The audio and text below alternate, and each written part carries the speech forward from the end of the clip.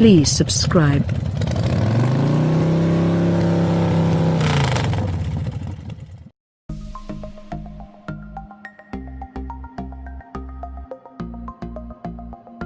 Mercedes-Benz has redesigned an icon, but it might not look like it. The Gelandewagen carries on the boxy, brutalist styling it pioneered in the 1970s. But the rigid adherence to this iconic design hides some of the changes for 2019. Mercedes added more emotive headlights and a dark, militaristic take on the brand's current grille design.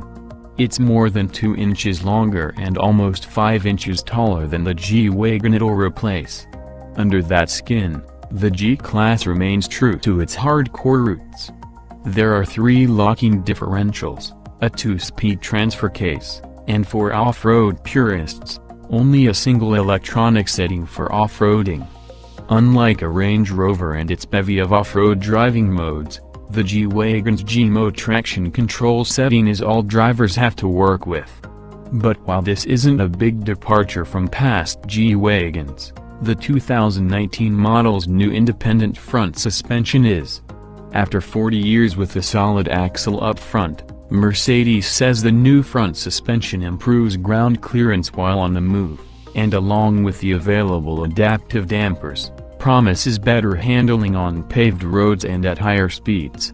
A 4.0-liter, twin-turbocharged V8 is a carryover item, producing 416 horsepower and 450 pound-feet of torque in the base G500.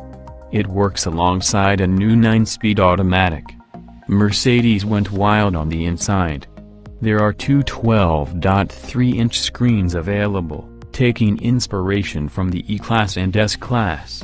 One serves up infotainment and navigation information, the second optional screen takes the place of a gauge cluster. We can even see cup holders. We live in exciting times, people. Mercedes-Benz hasn't announced pricing for the 2019 G500 yet, but we don't expect it to be available for less than $125,000 when it hits showrooms in late 2018.